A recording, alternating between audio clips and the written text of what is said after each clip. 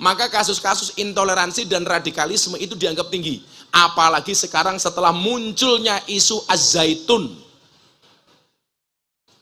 Yang membuat saya jengkel apa? Ternyata kenapa mereka bisa eksis? Ada sekian nama pejabat yang menjadi backingnya.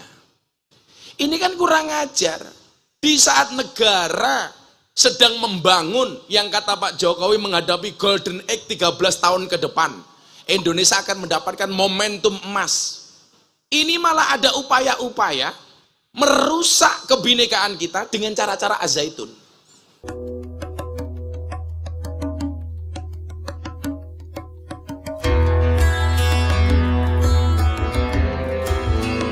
Assalamualaikum warahmatullahi wabarakatuh. Hamdan wa syukran lillah, salatu wassalamu ala rasulillah, Sayyidina wa maulana Muhammad ibni Abdillah, wala hawla wala quwata illa billah, amma ba'da. Hadratal mutaromin, para masyayikh, para kiai, wabil khusus Ketua Yayasan As-Salafiyah, Kiai Agus Nasrul As-Salafiyah, SPDI, beserta jajaran Dewan Guru, asatidz, dan pengurus yayasan yang saya muliakan. Para pejabat yang berkenan hadir yang saya hormati, adik-adik sekalian, santri putra dan santri putri Pondok Pesantren As-Salafiyah Subang yang berbahagia. Silakan duduk, nggak apa-apa. Nanti semakin sore pasti semakin dingin.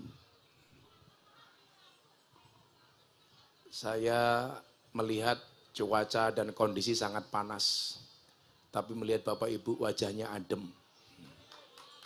Mudah-mudahan panas yang hari ini menjadi benteng dari panasnya api neraka. Menjadi wasilah masuk surganya Allah Subhanahu wa Ta'ala. Ada gajah minum susu. Hey, anak-anak As-Salafiyah, I love you.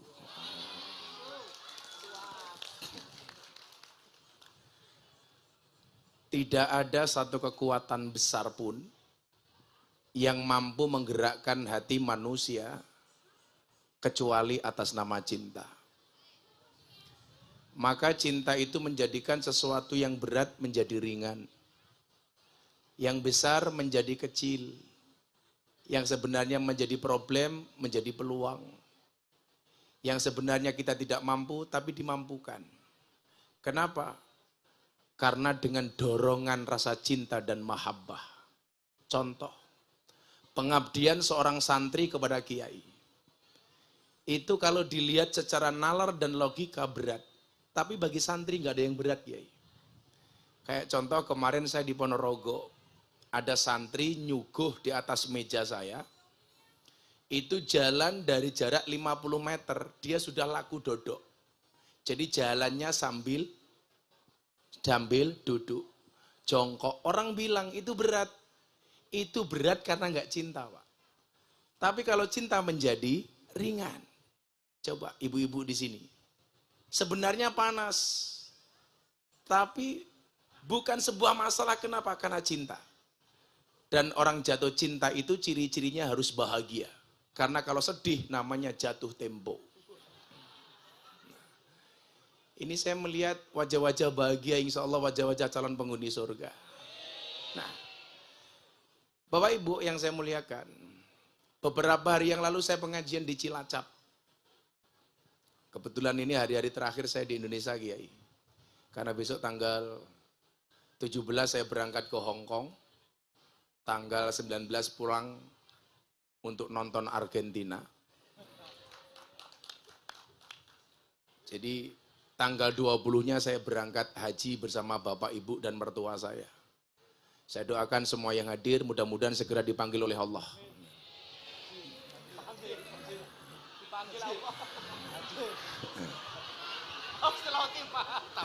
Kok tambah husnul khotimah keprimen. Segera dipanggil oleh Allah untuk ziarah Makkah Madinah. Saya itu Pak Kiai Agus, sebenarnya awalnya saya hanya mendaftarkan bapak ibu saya, bapak ibu mertua saya, sama istri saya. Karena saya udah setiap tahun haji. Tapi ternyata apa? Wallahu fi aunil abdi maka al abdu fi auni akhi. Allah itu akan menolong hambanya manakala sang hamba mau menolong saudaranya. Saya mengajikan bapak ibu saya 6 orang. Mahal karena haji furodah per orang 500 juta. Saya udah tak ngaji jadwalnya banyak. Sahabat saya, jamaah saya, Mas Raffi Ahmad, telepon saya, Gus, saya tuh pengen haji tahun ini. Dan sudah saya niatkan, kalau saya berangkat haji, yang nemeni Gus Miftah. Akhirnya saya membayari haji bapak ibu saya, haji saya dibayari sama Mas Raffi Ahmad. Ya sorry kiai, kiainya artis sih. Kan kalau di Jakarta saya terkenal sebagai kiainya artis dan silet British. Itu loh, artis itu kan silet British, setajam silet gitu kan. Oh silet ya. Nah Bapak Ibu yang saya muliakan, di Cilacap kemarin Bapak Ibu, saya mencoba anak santri, saya minta naik ke panggung, saya tanya tentang keindonesiaan. Saya tanyalah nama presiden, wakil presiden, dan beberapa menteri. Alangkah terkejutnya saya, di era medsos yang orang begitu gampang untuk mencari informasi, untuk melahap segala sumber informasi, masih ada siswa didik yang tidak kenal dengan siapa wakil presidennya. Masih banyak siswa didik yang tidak kenal dengan siapa nama menteri-menterinya. Bandingkan dengan zaman orang seusia saya, Bapak Ibu. Dulu kita diwajibkan untuk menghafal nama pahlawan, diperintahkan menghafal nama menteri, lagu-lagu kebangsaan, dan lain sebagainya. Saya tanya, kamu tahu siapa nama wakil presiden Indonesia? Nggak tahu. Saya pancing. Itu ada cluenya Ma'ruf. Dia malah jawab apa? Amar ma'ruf nahi mungkar. Ini bagi saya sangat menyedihkan. Saya tanya lagi. Dah, sekarang kamu tanya, saya kasih uang kalau bisa jawab. Siapakah nama menteri keuangan? Dijawab Puan Maharani. Wah, gila modar ya kok. Saya tanya lagi. Siapakah menteri pertahanan? Sambo. Wah, jelas apa ya? Saya bilang kalau Sambo itu bukan menteri pertahanan, tapi menteri eksekusi mati. Artinya apa? Ada penurunan nilai-nilai kebangsaan terhadap siswa didik kita. Coba ibu, bapak, mohon maaf nih. Dulu kalau kita di SD, kita itu kan ada pelajaran namanya PSPB. Yang sepuh-sepuh tahu ya bu ya? Pendidikan Sejarah Perjuangan Bangsa. Kita di situ dikenalkan dengan bagaimana kemudian founding fathers bangsa ini membawa bangsa ini menjadi negara yang maju seperti yang kita nikmati hari ini. Kita dikenalkan dengan nama-nama pahlawan. Oh, pahlawan emansipasi perempuan, Kartini. Bahkan saya dulu belajar Kartini sampai beliau belajar kepada kiai siapa, kita pelajari. Raden Ajeng Kartini, tokoh perempuan, emansipasi, belajar kepada kiai di Semarang namanya Mbah Soleh Darat As-Samarongi. Makanya kalau kampung ada orang alim, orang hebat, itu otomatis yang mendapatkan Zainun itu tidak hanya li ahlihi, tapi juga untuk kampungnya. Makanya orang dulu kalau meninggal, nama kampungnya itu disebut Syekh Nawawi Al-Bantani, karena orang Banten. Syekh Mahfud At-Tarmasi, karena orang Termas. Sayyidul Habib Ahmad Khalil Al-Bangkalani. Kayak besok ini Kiai Agus, berarti sini Kiai Agus Nasrul As-Salafiyah As-Subangi. Kalau saya besok Gus Miftah Al-Kalasani, Haryo At-Tagholi Tegal. Nah, yang gak enak Habib Syekh bin Abdul Qadir Asgaf Asolole, orang Solo, mudah-mudahan Habib Syekh panjang umur. Nah, Habib Lutfi Al-Pekalongani ini belajar kepada Mbah Soleh Darat As-Samarongi. Bagaimana kita dikenalkan dengan sosok Kartini, orang yang mempunyai visi misi habis gelap terbitlah terang. Setelah ngaji kepada Mbah Soleh Darat, ibu-ibu tahu siapa nama asli Raden Ajeng Kartini? Nama aslinya adalah Harum, Putri Indonesia, Harum namanya. Berarti nama aslinya Harum itu. Nah, Di situ kemudian sejarah lanjut. Bagaimana kemudian kita diceritakan soal Mbah Soleh Darat As-Samarongi. Beliau orang yang membuat metode pegon pertama kali. Karena untuk ngakali kekejaman Belanda.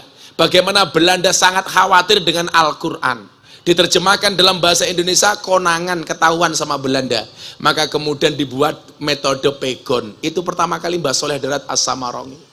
Dan ternyata disitulah perkenalan antara pendiri Muhammadiyah sama pendiri Nahdlatul Ulama.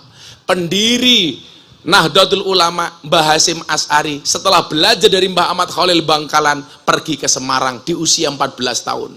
Kemudian di situ ketemu dengan Muhammad Darwis yang merupakan nama asli Kiai Haji Ahmad Dahlan.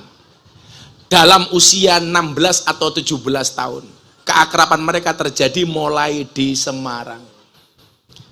Jadi kalau sekarang mohon maaf, orang NU dan Muhammadiyah kok nggak bisa akur, harusnya malu sama Mbah Hasyim sama Mbah Muhammad Darwis. Maka tanggal 3 April kemarin ketika saya diminta ceramah di hadapan Presiden untuk yang kesekian kalinya, mungkin anak-anak Ansor tahu, kader muda NU yang paling sering diundang oleh Presiden adalah Gus Miftah.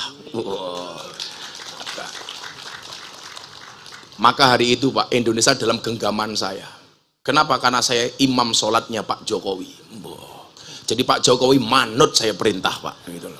Saya mau sholat tengok ke belakang, sawu sufufakum bis sholah, luruskan dan rapatkan softnya di dalam sholat. Pak Jokowi jawab, nggih Gus, bagus. Gitu. NU itu harus pede itu. Ya kan saya seneng ini ada peci-pecinya NU. Saya doakan masuk surga. Ya. Pecinya. NU kok nggak pede, NU harus pede. Anak-anak orang bilang begini, anak santri NU itu modalnya cuma sarung. Jangan lihat sarungnya, tapi lihat ilmunya goblok. Isinya. Jangan isinya dong. Nah, perkenalannya di sini. Saya bilang kemarin sama Pak Jokowi pas acara itu. Ini Indonesia itu selama NU dan Muhammadiyah beriringan, aman Pak, bener. Muhammadiyah bukan musuh kita, dia partner dalam kebaikan untuk orang Indonesia. Bedanya NU dan Muhammadiyah kan satu, kalau anak kiai NU dipanggil Gus, anak Ustadz Muhammadiyah guys.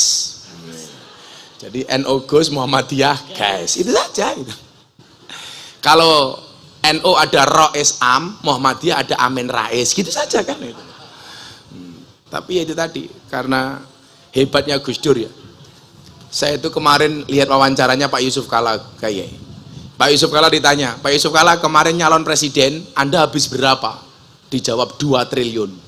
2 triliun Pak. Gantian Gus Dur ditanya, Gus Dur, nyalon presiden modalnya apa? Dengkul. Itu pun dengkulnya Amin Rais. Itu Gus Dur. Makanya Pak Amin Rais itu karena kesusu dulu, dia nggak bisa jadi presiden. Karena orang Indonesia itu hari ini meyakini presiden Indonesia belakangnya harus O. Ya kan, Susilo Bambang Yudhoyono, Soekarno, Soeharto, Joko Widodo. Lah, Pak Amin Rais nggak bisa jadi presiden. Karena kalau dikasih O nggak enak namanya, Amin Raiso. Itu nggak mungkin.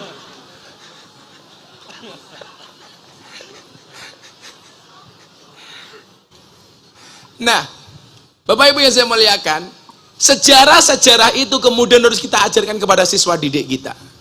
Maka melihat begitu tipisnya wawasan kebangsaan anak-anak kita, siswa didik kita, ini tentunya menjadi PR bersama Pak.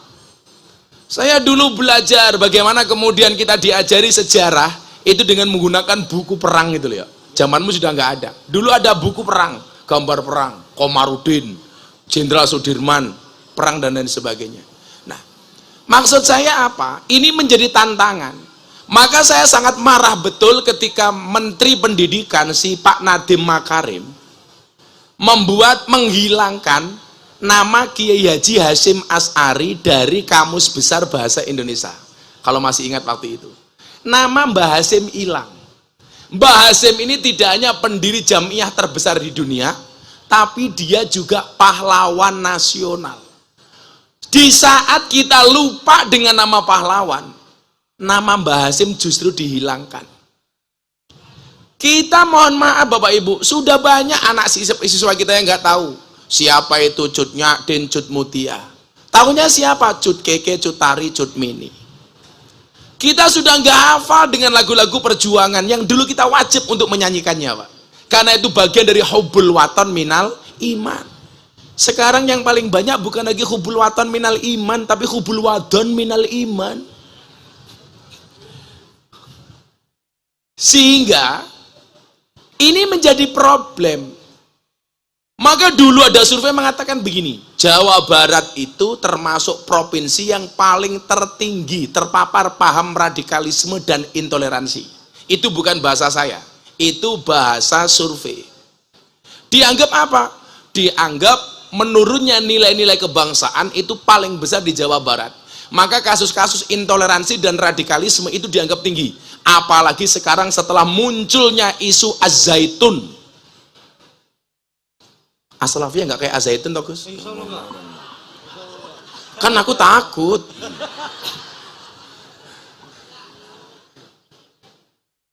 Ibu-ibu, cewek, sholat, berada di soft paling depan. Kok bisa, Pak Ustadz? Cewek sholat di depan. Ya terserah yang mau sholat toh. Sholat sendiri kok diatur-atur. Lah, iki kepiye iki aku. Kemarin ketika ditanya sholat berjarak. Kenapa kita sholat berjarak? Karena manusia itu keteknya bau. Wah, kan gak nyambung banget ya. Karena bau, sholatnya berjarak supaya khusyuk, tidak bau bulu ketek temannya. Ini kok ampumen, tapi luar biasanya Pak Kiai. Az-Zaitun tuh mau masuk, itu bayarnya mahal, SPP-nya mahal. Yang membuat saya jengkel apa? Ternyata kenapa mereka bisa eksis? Ada sekian nama pejabat yang menjadi backingnya. Ini kan kurang ajar. Di saat negara sedang membangun, yang kata Pak Jokowi menghadapi Golden Age 13 tahun ke depan, Indonesia akan mendapatkan momentum emas. Ini malah ada upaya-upaya merusak kebinekaan kita dengan cara-cara Az-Zaitun. Saya ngomong Az-Zaitun baru di sini loh Pak, karena di Jawa Barat. Paling saya pulang diculik. Ya mudah-mudahan yang nyulik janda lah. Di Subang katanya banyak janda ya. Perawan second. Oh iya, sebenarnya bahasanya bukan janda sih yang pas. Perawan second. Makanya kalau Bansor Ansor belum menikah dengan janda le. Kalau kamu menikah dengan janda, nggak ada malam pertama, adanya malam terusan. Mas tahu? Saya bilang, ini kita memasuki Golden Age. 13 tahun ke depan Indonesia diprediksi, bukan diramalkan ya. Kalau diramalkan itu dukun Pak. Kalau bahasanya orang beriman itu firosat. Firosat, itaku firosat al-mu'min fa'innahu yang duru binurillah. Indonesia ini akan bersaing dengan Cina. Indonesia ini akan bersaing dengan Amerika. Bonus demografi dengan semakin banyaknya warga negara Indonesia, itu akan menjadi keuntungan. Terbukti melalui apa Pak? Melalui ujian Allah berupa COVID-19. Semua orang meramal Indonesia akan hancur gara-gara COVID. Tapi ternyata kita mempunyai pemerintah yang top. Begitu COVID muncul, langsung muncul BLT. Bantuan langsung telas. Bantuan langsung tunai. Masuk ke Subang. Dalam rangka apa? Dalam rangka menjaga stabilitas ekonomi. Tapi lucunya orang Subang, Kiai, BLT untuk orang miskin, yang punya mobil juga ngaku miskin. Betul Bu?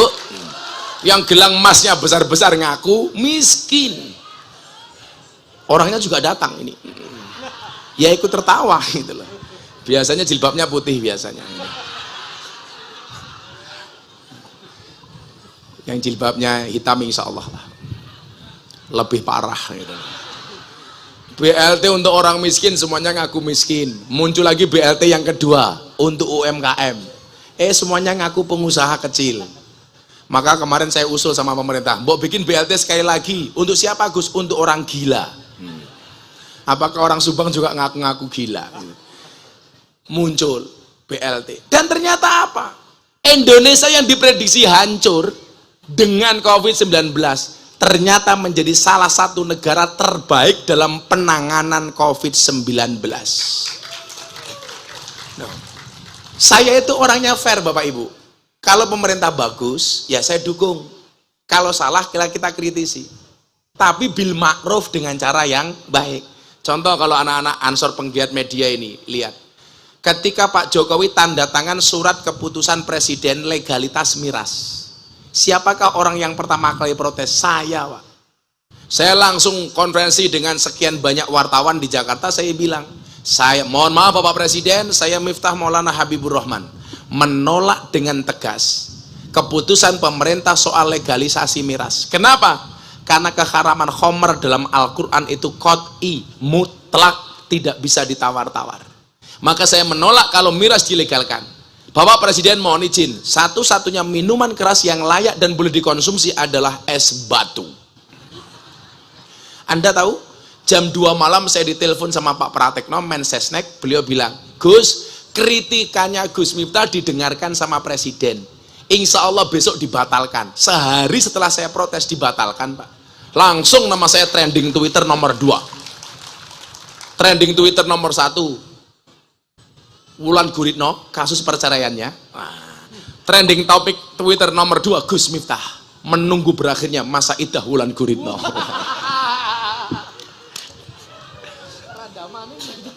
Randa maning. Kebetulan anak-anak Jakarta itu yang banyak ikut saya ngaji, Pak, itu justru para janda itu. Ya, kelas-kelas seperti Aura Kasih, Wika Salim, Selin Evangelista, Nikita Mirzani. Orang pada benci sama Nikita bla bla bla. Kalau saya enggak, itu potensi dakwah bagi saya. Semakin dia nakal, semakin saya nekat untuk dakwah. Orang tuh salah. Nikita Mirzani itu kelas 3 sanawiyah di Gontor Putri Mantingan, Jawa Timur. Dia keluar belum sempat lulus, Pak. Dia pakaiannya seksi, tapi ya sholat. Orang Timur Tengah itu banyak yang pakaiannya berukut tapi nggak sholat. Lah orang Indonesia itu aneh, kayak Nikita Mirzani pakaiannya terbuka, tapi sholat. Ya besar. Pahalanya. Kamu mikir apa? Mas, aku bilang besar, Mas Banser jawab susunya.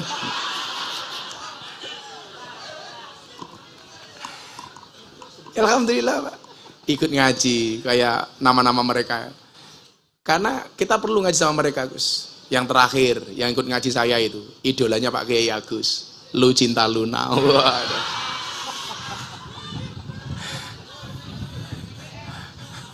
Kayaknya wayu. Begitu peluk Inyong, businya keluar. Nah, artinya apa? Pola-pola ini harus kita bangun. Ketika Mbah Hasyim Asy'ari membuat resolusi hubul waton minal iman, ini menjadi tantangan bagi kita bagaimana anak bangsa ini tidak lupa dengan sejarahnya, Pak. Dengan sejarahnya. Maka saya minta Pak Kiai Agus ya, ada space kosong di pondok, itu saya minta tolong dikasih gambar-gambar pahlawan, foto-foto pahlawan. Atau anak-anak kita di asrama, di kamar, saya minta para asrama silakan memasang gambar pahlawan yang diidolakannya. Setuju Bapak Ibu? Ini harus kita buat, Pak. Dulu kalau mbah kita tuh keren lagi, Pak Kiai Agus. Bagaimana menggambarkan anak-anak kita supaya mencintai Indonesia. Dulu orang tua kita, mbah-mbah kita itu kalau pasang bendera kayak gini, Pak, merah putih, itu di depan rumah. Biasanya rumah terdahulu itu di depan rumah dikasih bendera merah putih, kemudian pisang raja, kemudian padi satu, apa namanya itu? Satu ikat.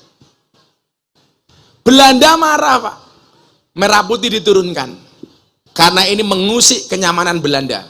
Ternyata mbah kita tidak patah semangat. Apa yang mereka lakukan? Setiap kali buat rumah, kayu yang paling besar di tengah itu namanya apa kalau di Subang? Suhunan. Itu diblebet dengan bendera merah putih. Betul? Rumah dulu belum ada plafon, belum ada internetnya. Ethernet kok internet. Melujo. Rumah dulu nggak ada plafonnya, Bapak Ibu, nggak ada Ethernetnya. Sehingga apa? Orang duduk di ruang tamu ngopi-ngopi begini, lihat ke atas, muncul semangat keindonesiaannya, merah putih. Sehingga kita menasihati anak-anak kita, nak coba lihat, merah putih itu hadir dengan pertaruhan tidak hanya keringat, darah, bahkan nyawa.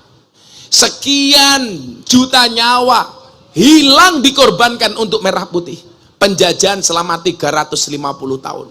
Sehingga apa? Semangat itu muncul. Kita yang mulai ngelokro, mulai lemas menghadapi kehidupan, lihat merah putih, kembali bersemangat. Pengantin juga begitu. Begitu kita udah ogah-ogahan malam Jumat melihat merah putih, semangatnya langsung 45. Hajar deh, oke. Gitu. Merah putih. Nah, dulu saya itu dikenalkan sama kiai saya, Kiai Haji Syuhudi Mubarak, pengasuh Pondok Pesantren Bustanul Ulum Jaya Sakti Padang Ratu Lampung Tengah. Bagaimana saya mencintai Mbah Hasyim Asy'ari? Saya kelas 3 sanawiyah. Kamar saya, Pak, ditemplei gambar Nahdlatul Ulama, kemudian sampingnya dikasih gambar Mbah Hasyim Asy'ari. Saya kelas 3 sanawiyah, saya tanya, Pak Kiai niku sinten? Ini nak, pahlawan nasional pendiri Nahdlatul Ulama. Maka saya kemudian cari informasi. Cari informasi waktu itu tidak semudah hari ini. Siapa itu Mbah Hasyim Asy'ari? Akhirnya saya menemukan jawaban. Kenapa beliau diangkat sebagai pahlawan nasional? Orang yang mengizinkan dan merestui Pancasila sebagai ideologi itu adalah Mbah Hasyim Asy'ari. Ketika panitia pembuat Pancasila, kemudian diderek sama putra beliau namanya Mbah Wahid Hasyim yang merupakan mbahnya Gus Dur, membawa draft Pancasila kepada Mbah Hasyim. Mbah Hasyim akhirnya tirakat dan akhirnya menyetujui Pancasila. Dan Anda tahu, kapasitas Mbah Hasyim, beliau adalah seorang hadratus syekh. Tidak gampang Pak orang dipanggil hadratus syekh. Nggak kayak sekarang, semua orang gampang dipanggil Gus, gampang dipanggil Kiai, bahkan ngaku-ngaku Habib. Betul? Gampang banget sekarang. Mbah Hasyim Asy'ari itu dipanggil hadratus syekh, Pak. Di Indonesia itu yang layak dipanggil hadratus syekh cuma 2. Satu perempuan, Hadratus Syekhah Fatimah binti Maimun, makamnya di Gresik.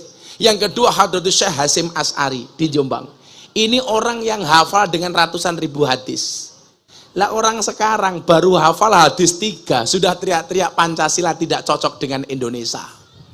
Ini tentunya apa? Berlawanan dengan Hadratus Syekh Hasyim Asy'ari. Orang kok baru hafal hadis 3 udah teriak-teriak Pancasila tidak cocok, di jalan teriak-teriak takbir. Kayak saya dulu berangkat ke Tasikmalaya di jalan takbir, kaca mobil saya buka langsung saya jawab Sami Allahu liman hamidah. Lah karena bunga Allahu Akbar, saya jawab Sami Allahu liman hamidah. Supirku malah jawab Rabbana walakal hamd. Malah kayak orang sholat ya. Ini Mbah Hasyim, Mbak. Orang yang sangat religius dan nasionalis, mencintai agamanya, mencintai bangsanya. Dia orang yang sangat religius dan orang yang sangat nasionalis. Maka saya selalu bilang, Kiai, Indonesia itu yang layak menjadi pemimpin, baik dari tingkat bupati, wali kota, gubernur sampai presiden, itu yang mempunyai 2 jiwa, nasionalis dan religius. Makanya kemudian digambarkan sama pemerintah hari ini, nasionalisnya ada di Pak Jokowi, religiusnya ada Pak Kiai Ma'ruf Amin. Cuman saya sarankan satu ya, Dek, adik-adik terutama saya kasih tahu deh. Saya itu nggak nyaman kalau anak ditanya, "Nah, kamu tahu siapa nama Presiden Indonesia?" Jokowi. Itu bagi saya nggak sopan. Cobalah kita mulai dengan bahasa-bahasa yang lebih sopan. Siapa Presiden Indonesia? Bapak Jokowi. Apa sih beratnya ngomong Bapak itu? Masuk siapa Wakil Presiden? Ma'ruf Amin. Itu keturunannya Syekh Nawawi Al-Bantani. Kita dengan gampangnya mengatakan Ma'ruf Amin. Itu su'ul adab. Sekarang aja kalau Pak Kiai mau pengajian di panggung manggilnya, acara selanjutnya mau'idah hasanah akan disampaikan oleh sahibul fadilah wal karamah. Patah cacah. Kalau Anda ngundang ngaji saya itu nggak usah terlalu banyak. Akan pengajian akan disampaikan oleh sahibul maksiyah, Miftah. Saya pernah, Pak, MC-nya itu kayak MC dangdut. Acara selanjutnya pengajian inti agama akan disampaikan oleh sahibul fadilah wal karamah. Kita sambut ustadz yang sedang naik daun. Saya batin kayak ular keket ya. Kita sambut Gus Miftah. Iki MC pengajian apa MC tinju? Apanya saya naik panggung sambil begini-begini. Lah masa sama presiden kok jangkar? Jangkar itu bahasa Subangnya apa ya? Jangkar itu Jangkar tuh nggak sopan itu loh, manggil orang Deladak. apa? Deladak. Deladak. Saya itu salah satu bahasa yang pengen saya kuasai itu sebenarnya bahasa Sunda. Lah teman saya bilang, Gus kalau pengen bisa bahasa Sunda gampang. Gimana Pak? Nikah dengan orang Sunda. Iya. Tapi kan aku takut. Bukannya takut sih, karena aku setia. Karena saya kan punya prinsip. Perempuan itu akan menjadi ratu bila menikah dengan lelaki yang tepat. Dan lelaki akan menjadi raja bila memperlakukan istrinya seperti ratu. Gitu, guys. Saya harus ngomong seperti itu. Kenapa? Karena direkam banyak kamera. Konangan bojone nyong modar ya. Tapi kalau saya ibu-ibu di sini insya Allah wajah-wajah sakinah. Wajah-wajah solehah. Dan istri solehah itu ciri-cirinya adalah siap dipoligami.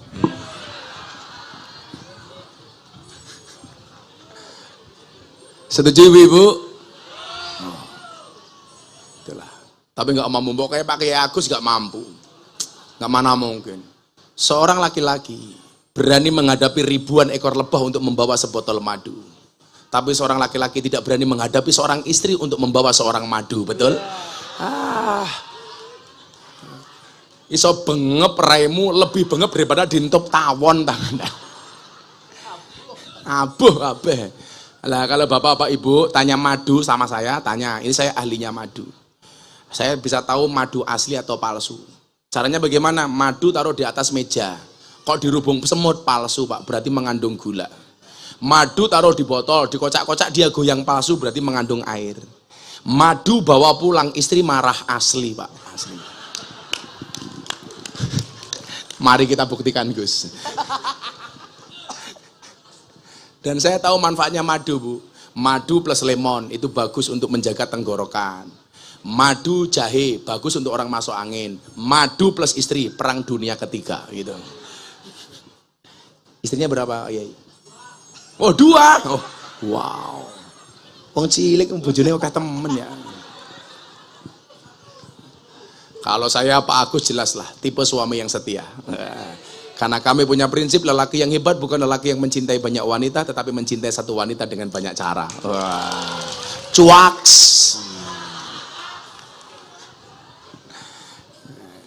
Pak Agus suka mobil-mobil tua, motor tua itu? Ya, jelasnya emang enggak sih. Oh, kalau saya suka. Karena saya punya keyakinan, cowok yang suka mobil tua itu setia. Kenapa? Karena yang tua itu dirawat bukan diganti. Iya, gitu ya. Yang tua itu dirawat bukan diganti. Tapi ingat, nggak boleh diganti, tapi boleh ditambah. Setuju ibu-ibu? Loh. Coba saya kasih tahu. Ar-rijalu qawwamuna 'alan nisa. Laki-laki itu imamnya perempuan. Laki-laki imam, perempuan makmum. Makmum yang baik yang taat dengan imam. Imam yang baik yang diikuti oleh banyak makmum. Setuju Bu?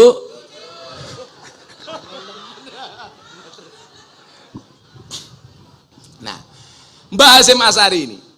Sehingga kemudian apa? Ini wajib bagi guru peserta didik untuk memberikan pemahaman itu.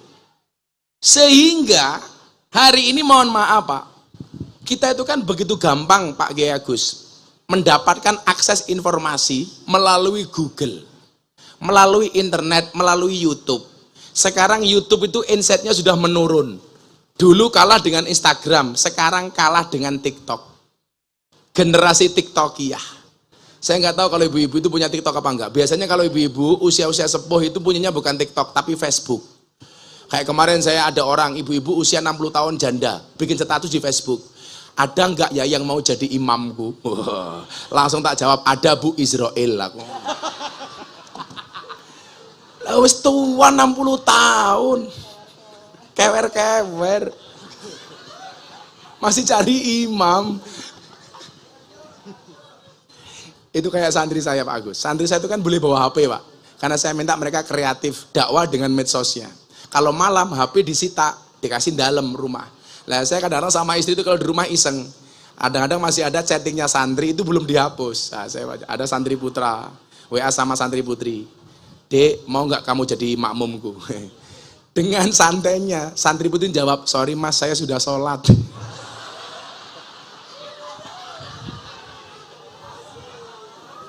Ya salam, goblok temen ya.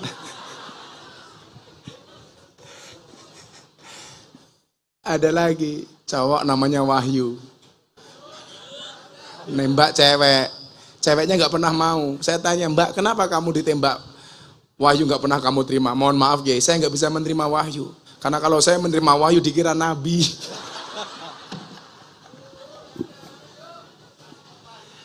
Ada wahyu di sini. Kasihan amat. Nah. Jadi saya berharap begini. Bagaimana kembali menumbuhkan rasa kebangsaan itu yang kita nggak boleh kalah mendapatkan informasi itu melalui medsos. Bu, begini Bu ya. TikTok itu sekarang gila-gilaan. Kalau Anda pengen melihat keviralan seseorang, itu bisa Anda lihat melalui tagar yang ada di TikTok. Hashtag. Kalau dulu zaman almarhum Kiai Haji Zainuddin MZ, omongannya kayak gini. Ini sudah kayak Gus Miftah. Tagarnya berapa coba Anda lihat? Bukan lagi miliun, bilion. 1,6 bilion. Gus Miftah lucu 5,7 miliar. Gus Miftah ora aji 30 miliar. Gus Miftah 4,7 miliar. Ini hashtag. Yang paling tinggi sampai 1,6 bilion. Itu kan gila. Kalau dulu zaman almarhum Kiai Haji Zainuddin MZ, dai sejuta umat. Tolak ukurnya apa? Enggak ada. Kalau pengajian cuma ribuan jamaah yang datang. Sekarang nggak bisa, Pak. Makanya mohon maaf. Ini menjadi tantangan santri, tantangan anak-anak muda NU. Bagaimana kemudian kita berdakwah termasuk memperkenalkan nilai-nilai kebangsaan melalui medsos. Kita jangan kalah, bro. Sekarang kan semua orang pengennya viral, Bu. Bahkan mohon maaf, banyak yang viral tidak dengan prestasi, tapi dengan sensasi. Saya pulang pengajian jam 12 malam, saya buka TikTok, ya Allah, ada mbak-mbak pakai jilbab, bajunya dibuka. Direkam Pak, hey guys, susuku gede guys, gitu. Untungnya saya pakai kacamata hitam. Sehingga mata saya mendelik tidak kelihatan. Kalau kayak gitu saya biasa, Pak. Saya itu, Pak Agus, ada WA dari klub malam di Banjarmasin. Ada Mbak Purel LC, itu ngefans banget sama saya. Sampai di atas payudaranya ditato Gus Miftah. Sini, Pak. Fotonya dikirim ke saya, tak buka. Ya Allah. Apik temen ya, tak bilang gitu. Tato, Nek. Juraganya telepon saya, Gus izin boleh telepon sebentar, video call. Saya sama anak-anak LC, video call sama saya, Bu. Ternyata benar, ada mbak-mbak itu dadanya di status ini, Gus Miftah, saking ngefansnya sama saya. Saya tanya, kenapa kamu harus pasang tato di situ? Saya ngefans sama Gus Miftah, kan dulu Gus Miftah saya pernah ikut pengajian di Jogja.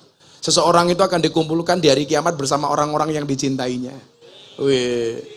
Dia bilang, mungkin kita tidak bisa bersama di dunia Gus, tapi saya yakin kita bisa bersama di akhirat. Ya Allah. Kan aku jadi ingin. Saya bilang sama dia, tato kamu itu bagus dek, salahnya satu, apa kurang turun dikit.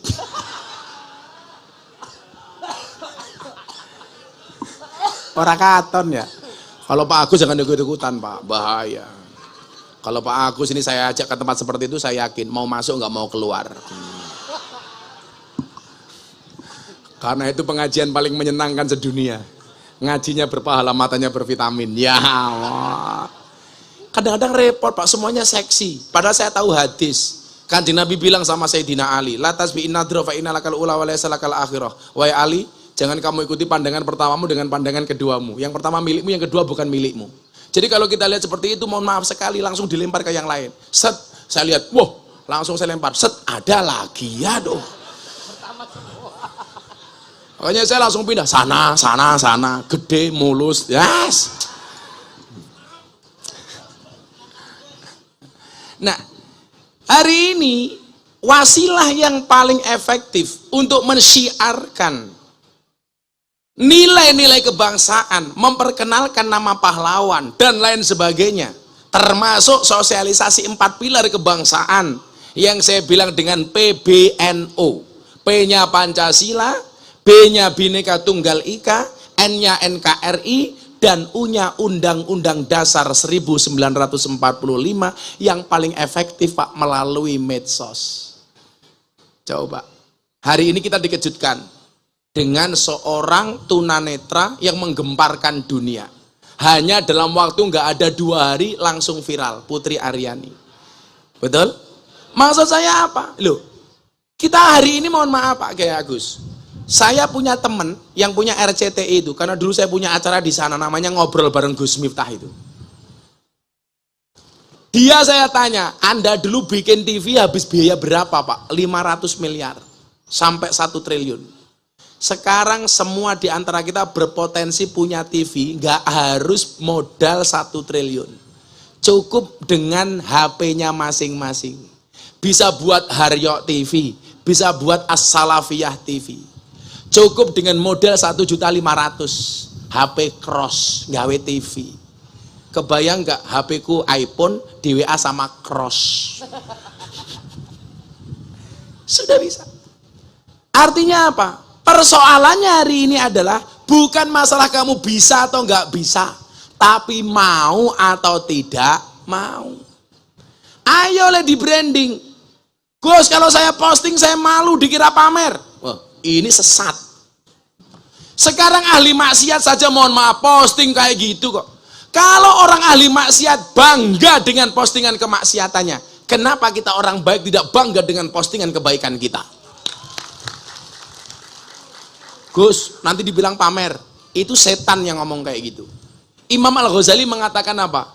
Apakah sesuatu yang ditampakkan itu pasti pamer? Oh tidak, selama dia bisa menjaga hati dan niatnya. Toh orang bersedekah itu boleh diterang-terangkan. Bilaili wan nahar, malam hari, siang hari, orang sedekah. Sirra wa alaniyah, tersembunyi maupun terang-terangan. Boleh. Sedekah kamu posting boleh, nggak kamu posting juga boleh. Yang diposting belum tentu pamer, yang disembunyikan belum tentu ikhlas. Jadi sedekah itu mau terang-terangan maupun tersembunyi boleh. Yang nggak boleh itu sembunyi-sembunyi nggak pernah sedekah, terang-terangan nyinyirin orang yang sedekah. Itu yang nggak boleh. Betul Bu? Ciri-cirinya orangnya biasanya pakai baju batik.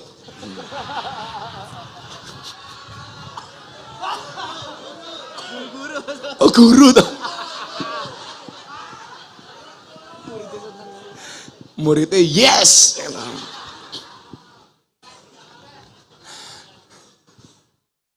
Sudah nggak sedekah, cerewet. Ini persoalan, ini problem ini.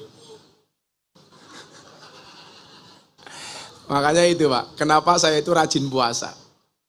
Kebetulan pas hari ini saya puasa. Jadi saya itu puasa Dawud dari 2016 Pak.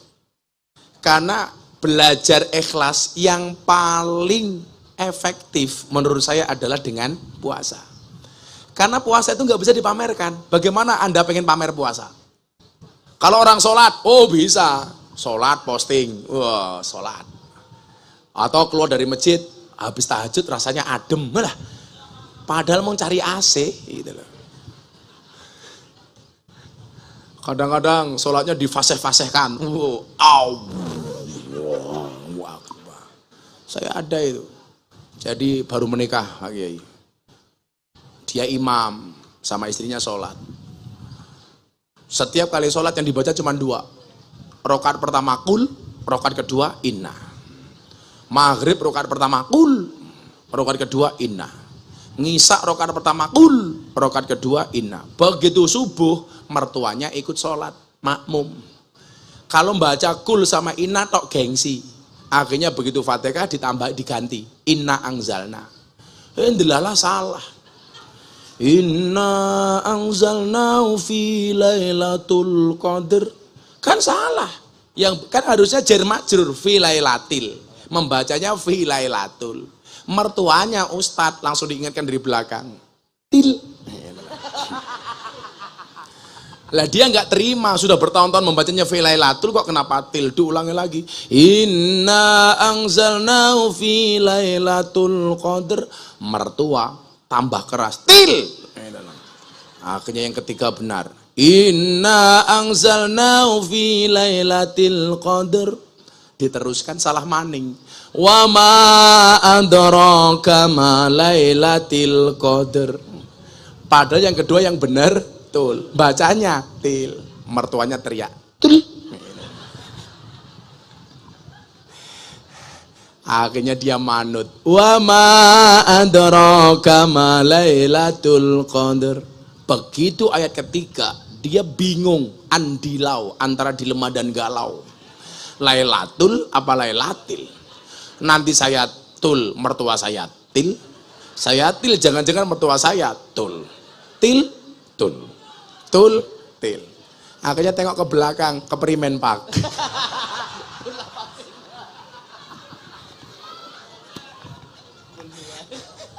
Ya batal ya. Kadang-kadang memang ada persoalan fikih, itu yang harus kita bahas, Pak. Contoh begini, cara mengingatkan imam salah. Coba, bagaimana cara mengingatkannya? Kalau laki-laki membuat dengan kalimat tasbih, subhanallah. Kalau perempuan dengan tepuk tangan atau tepuk paha. Tapi ingat pahanya sendiri bukan pahanya orang lain. Tepuk tangannya gimana, Bu? Itu tepuk pramuka, Bu. Jadi punggung tangan kanan ketemu dengan telapak tangan kiri atau sebaliknya. Nah, sekarang menjadi problem. Kadang-kadang imam itu diingatkan dengan tasbih atau dengan tepuk tangan itu nggak paham, Pak. Ada imam yang salah. Membaca Fatihah dalam sholat hukumnya apa? Wajib. Membaca surat pendek atau ayat setelah Fatihah hukumnya sunnah. Ini ada imam lupa. Allahu Akbar pas Jumatan. Langsung yang dibaca surat, gak baca Fatihah. Allahu Akbar. Qul ya ayyuhal kafirun. Makmum kompak. Subhanallah. Lah imamnya nggak tahu salahnya di mana. Dikira kurang fasih, difasih-fasahin. Qul ya ayyuhal kafirun. Makmum semakin keras. Subhanallah. Imam tambah stres. Diulangi lagi, Gus. Qul ya ayyuhal kafirun. Akhirnya makmum belakang imam teriak kenceng banget. Fatihah. Pertanyaan saya, Fatihah itu bacaan sholat apa bukan? Bacaan sholat apa bukan? Bukan. Fatihah. Pertanyaan saya, sholatnya batal apa enggak? Batal, bukan bacaan sholat toh. Sandinge, sampingnya malah bilang, ra kena ngomong. Ya batal. Sampingnya ada guru as-salafiyah bilang, untung aku nggak ngomong deh. Ya batal.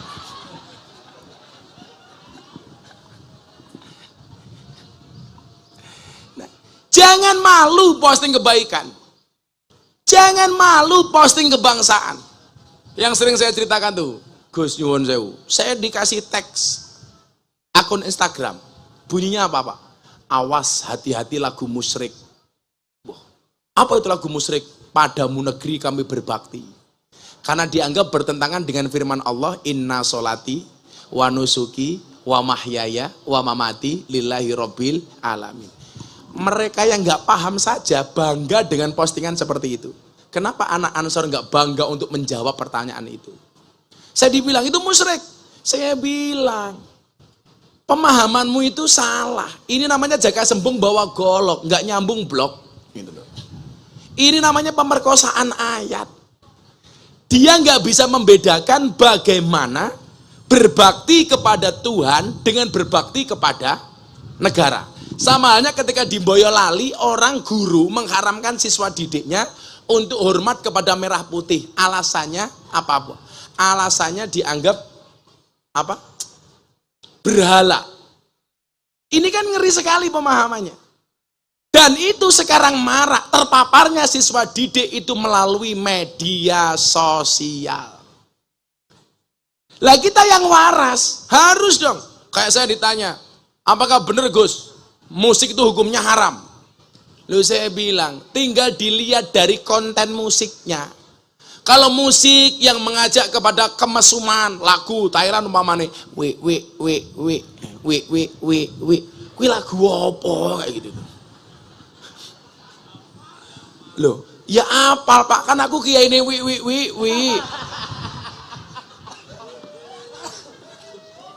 kiai ini Sari Hitam ya. Kiai ini Doli. Nanti maning, Semarang, Sunan Kuning, Ambarawa, Bandungan. Nah, kayak gini. Kok Pak Guru matanya melotot? Ijo. Kalau ini klub malam, kalau lokalisasi bukan ini. Kalau lokalisasi yang kemarin saya bagi-bagi mukena di lokalisasi Gang Sono, Tretes Pasuruan. Saya bagi 680 mukena. Lah ini kalau ini lokalisasi ini. Saya perwakilan anak-anak official, saya minta datang untuk membagi 680 mukena kepada mbak-mbak penjual kroto. Itu. Wow.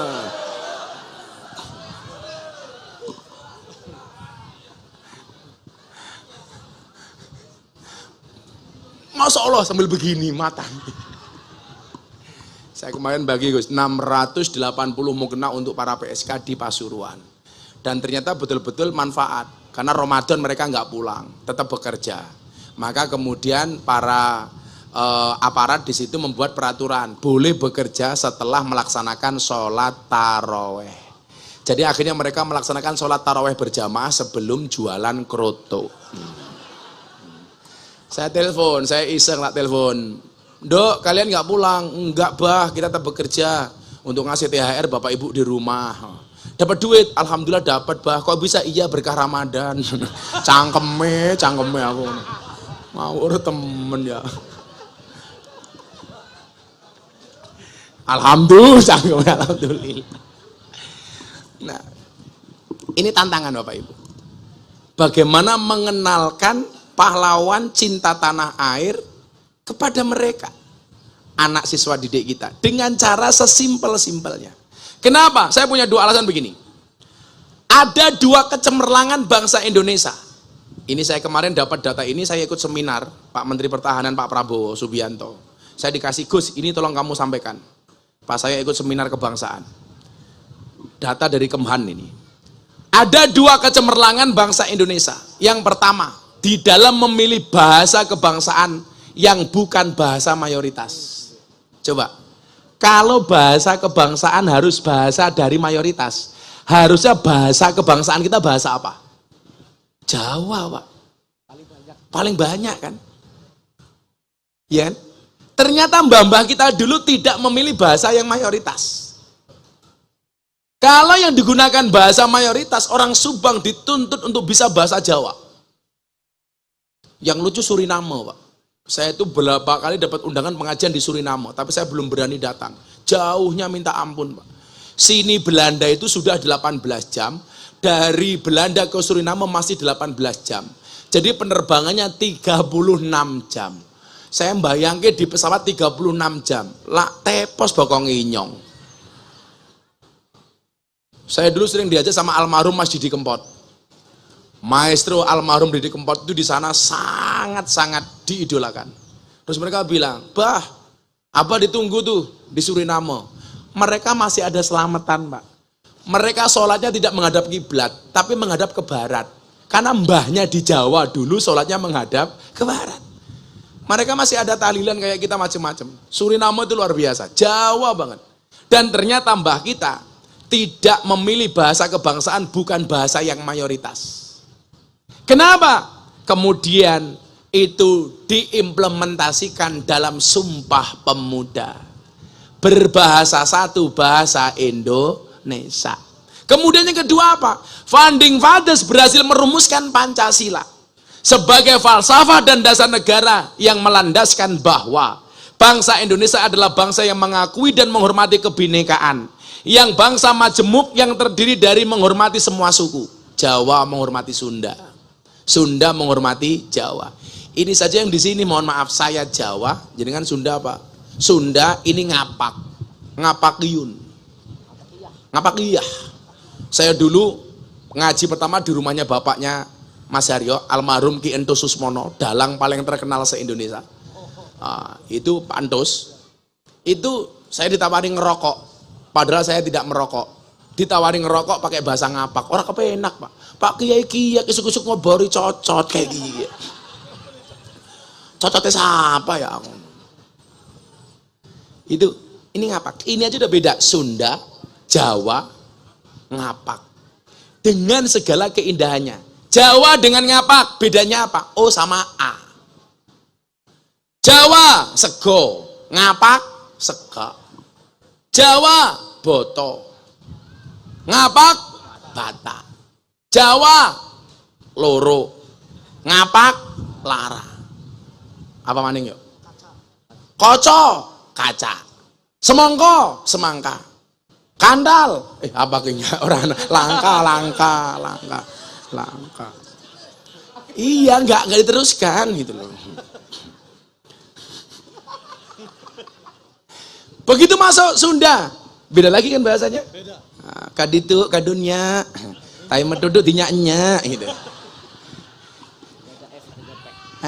Nggak ada F, adanya P. Bola poli. Nggak bisa fabi ayyi ala rabbikum atukadim, nggak bisa fabi ayyi ala rabbikum atukadim. Sunda. Makanannya pun juga beda Pak. Jogja manis, ngapak gurih. Sunda asin pedes. Ini dari segi itu saja sudah berbeda. Yang lucu ada orang ngapak masuk kampungnya orang Sunda. Begitu masuk kampungnya orang Sunda nginjak kotoran. Orang ngapak teriak, "Tai ini siapa Kiai?"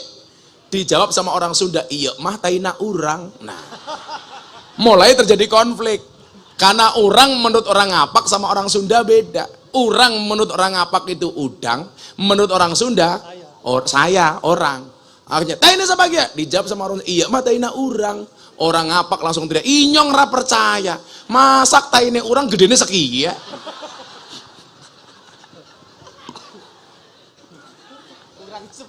Urangnya sepira. Ini keindahan, Pak. Orang Sunda digambarkan suka dengan lalapan. Orang Jogja kalau makan suka manis-manisan. Sehingga apa? Pancasila ini menjadi jaminan menghormati semua suku, menghormati semua ras, menghormati semua agama. Makanya lumrah kalau dulu orang Kalimantan marah gara-gara ketika ibu kota dipindah ke Kalimantan, ada orang mengatakan kenapa ibu kota dipindah ke tempat buangan setan demit jin iblis. Orang Kalimantan tersinggung, Pak. Kenapa? Karena mereka merasa kearifannya tidak dihormati. Marah mereka, dilaporkan polisi, di penjara.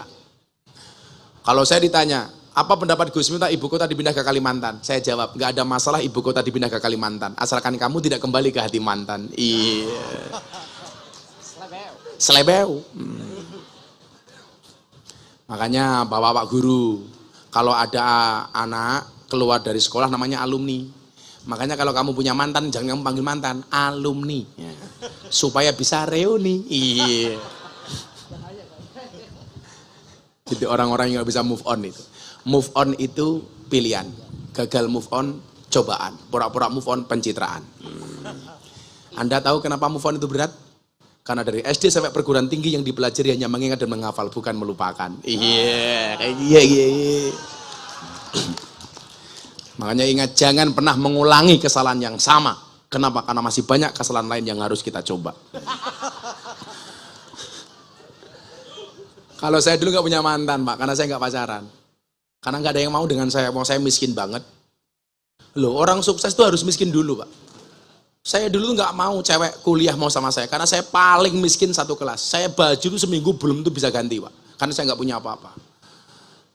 Maka saya bilang, saya dulu jomblo bukan karena saya nggak laku, tapi karena memang nggak ada yang mau.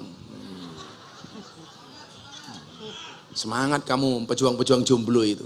Sejomblo-jomblonya kalian pasti akan berakhir. Di mana berakhirnya? Kalau tidak di pelaminan, minimal di pemakaman. Allah itu menciptakan manusia berpasang-pasangan, Ar-Rum 21. Itu artinya apa? Kalau kamu tidak punya pasangan, jelas kamu bukan manusia. Nah, menghormati Kalimantan seperti apa. Kemudian semua agama. Kemarin ada survei 7 kiai Indonesia yang paling dihormati sama orang Nasrani.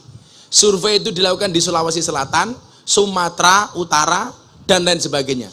Ada 7 nama yang paling dihormati sama orang Nasrani. 1, almarhum Kiai Haji Abdurrahman Wahid, enggak terbantahkan, bapak bangsa, Gus Dur. Di Indonesia itu orang yang matanya tidak bisa melihat, hatinya terang cuma 2. 1 Gus Dur, nomor 2 si buta dari gua hantu. Orang yang didolimi di Orde Baru tapi jadi presiden. Saya kemarin bilang di Tambak Beras sama kiai-kiai. Dulu Gus Dur rapat dicurigai sama Orde Baru, diawasi sama Intel. Gus Dur tahu kalau rapatnya diawasi Intel. Akhirnya Gus Dur bilang, "Al-an natakallam bil ghatil arabiyah." Kita sekarang ngomongnya pakai bahasa Arab saja. Intelnya pusing, Pak, pergi. Begitu sampai kantor, Intelnya ditanya sama komandannya, "Hei Intel, apa tadi hasil rapatnya Gus Dur?" "Oh, aman komandan. Gus Dur dan para kiai hanya saling mendoakan."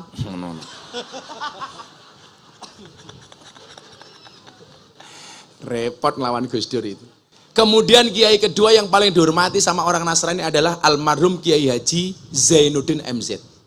Yang ketiga, almarhum Kiai Haji Hasyim Muzadi, mantan ketua umum PBNU. Yang keempat, Profesor Buya Syafi'i Ma'arif, mantan ketua umum Muhammadiyah.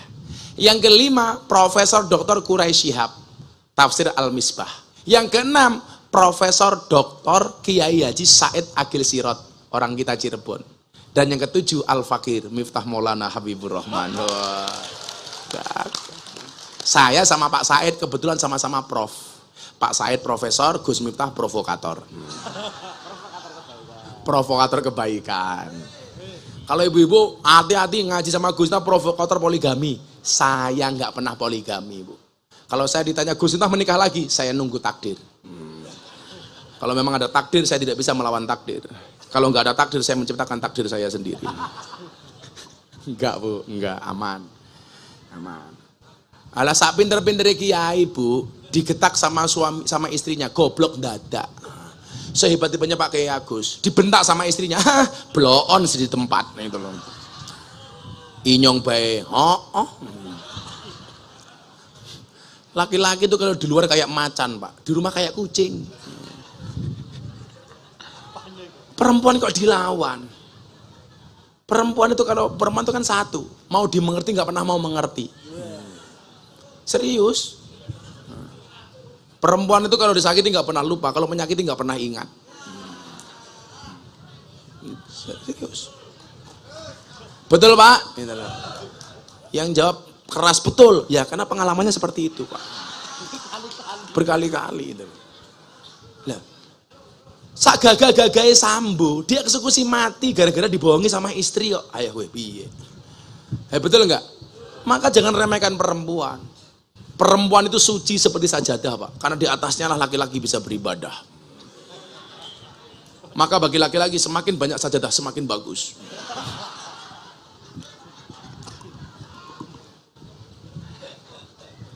Maka ibu-ibu harus tahu, laki-laki itu seperti soda, Bu. Kalau ketemu susu pasti gembira. Betul Pak Guru? Betul. Pak Guru tahu kenapa dikasih nama susu? Karena jumlahnya 2. Susu, kalau 1 su. Kalau 3 susu. Kayak saya Muktamar NU di Lampung sama Nikita Mirzani, saya ngopi. Samping saya Nikita Mirzani, saya ngaduk kopi. Difoto sama anak-anak Gus, dikirim ke WA Group. Wah, Gus minta ngopi susu. Iya, kopinya diaduk, susunya dilirik. Iya kayak gini. Ya jadi kuliah. Pancasila mengajarkan kepada kita menghormati semua suku. Ya ada Sunda, Jawa. Saya mau tanya adik-adik, Anda tahu ada berapa suku bangsa di Indonesia? 1.700 lebih suku bangsa. Ada berapa bahasa? 739 bahasa. Ada berapa pulau? 17.000 pulau. Ada berapa agama? 6. Ini semuanya diakui oleh Pancasila. Semua bahasa daerah, termasuk Sunda, Jawa, dan lain sebagainya. Aing kabogosia itu bener. Bener. Itu apa artinya? Saya pacar kamu. Oh, saya pacar kamu. Kamu bukan kamu, nggak mau aku. Kan kamu cowok. So, saya pacar kamu. Teneh anggar.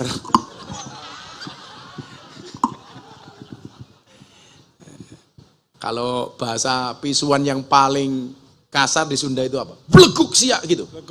Ya. Kalau Surabaya kan dancok itu. Kalau Jogja bajigur gitu. Kalau ngapa ya? Bangset. Bangsat. Bangset. Oh bangset. Itu artinya apa? Bangsat. Oh bangset. Kalau di Madura patek celeng. Asu ireng gitu. Kalau di Lampung kampuang anjing. Makanya dulu ada kan di Malang ada ustadz yang mengusulkan sholat 2 bahasa. Yang tua-tua masih ingat ini. Jadi dia usul namanya Muhammad Yusman Roy. Panggilannya Gus Roy. Dia pengen sholat itu 2 bahasa Pak. Bahasa Arab dan bahasa yang dipahami. Jadi kalau orang Jogja, Allahu Akbar, Allah niku ageng. Orang Surabaya, Allahu Akbar, Allah niku gede banget. Orang ngapak, Allah gede banget kayak gue. Begitu masuk ke Subang, Allahu Akbar, Allah teh ageng. Langsung Allah bilang, Allah kok dibilang teh. Itu diharamkan. Kenapa? Karena tidak sesuai dengan kaidah sallu kama ra'aitumuni usolli. Nah, maka Bapak Ibu, pemahaman seperti ini hendaknya kita sampaikan kepada siswa didik kita, Gus, supaya lebih menghargai kebinekaan, menghargai perbedaan, tahu dengan sejarahnya, paham dengan Pancasilanya, apal dengan nama-nama pahlawannya. Kalau itu yang kita lakukan, insya Allah masa depan bangsa Indonesia baik-baik saja. Amin Allahumma amin. Saatnya sesi tanya jawab. Silakan Anda bertanya, saya menjawab. Satu pertanyaan saya kasih 300.000. Wah. Ya. Oh, mic-nya Haryo mati. Angkat tangan. Oke. 2 cewek, 2 cowok. 2 cewek, 2 cowok. Baik, untuk yang berani maju angkat tangan. 2 cowok, 2 cewek. Siswa Pak, siswa. Ini diutamakan santri bukan sontrot ya. 2 cowok, ayo. Cowok 2, ngacung. Yang berani maju. Ayo Mbak, 1. Sini tuh orang Siswa. ngupil. Iya. Yang belakang, siswa. 1. Ayo dek, cewek. Cewek, siswi, santriwati. Kalau nggak ada santri putri janda nggak apa-apa. Mas, Yang cewek, duduk sini Mas. Nah, duduk sini Mas. Yang cewek santriwati, maju Mbak, 1. Kurang 1 ceweknya. kocok selokan. Santriwati tuan 6. Mana temen ya? Santriwati 1 lagi. Ayo Mbak. Kurang satu santriwatinya. Ayo santri putri. Ah, Bu Ade diantar Bu Ade, iya. Ayo ini dulu yuk yang sudah di sini. Ini yuk yang sudah. Sip. Oke. Kasih mic. Masa dulu ini yang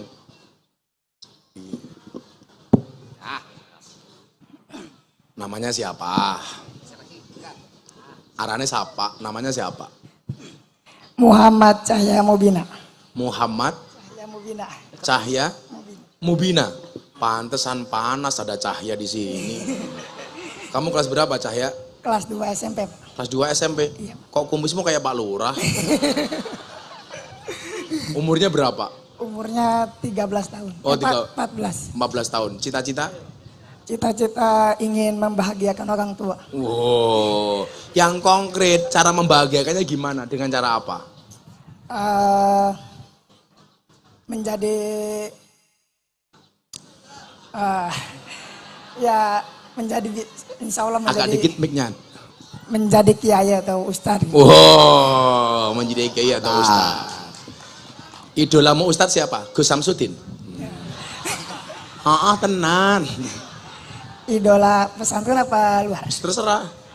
Kalau luar Ustadz Abdul Somad. Wah, keren. Kalau dalam Pak Kiai siapa? Kalau dalam pakai Kiai Haji Lukmanul Hakim. Lukmanul Hakim. Kalau gurumu siapa yang kamu idolakan? Nggak ada. Oh siapa? Kalau guru siapa? Bu siapa? Haji Abdul Munir. Oh, Haji Abdul Munir. Muin. Orangnya yang mana? Orang yang mana? Oh, itu pasti kamu disuap kamu sama Pak Haji Abdul Muin. Gak apa. Pertanyaannya apa? Kamu panggilnya Cahya, Ahmad apa Mubina? Cahya. Oh, Cahya. Cahya bahasa Arabnya apa? Cahya bahasa Arabnya. Bahasa Arabnya apa? Cahaya bahasa Arabnya apa? Oh, Nur. No. Ya, kalau bahasa Subangnya ngorok apa? Ngupil. Ya, bagus. Oh belum. Kamu kalau pengen jadi ustaz gak usah besar-besar perutnya. Kayak Gus Miftah gini. Cowok itu kalau perutnya besar biasanya burungnya kecil.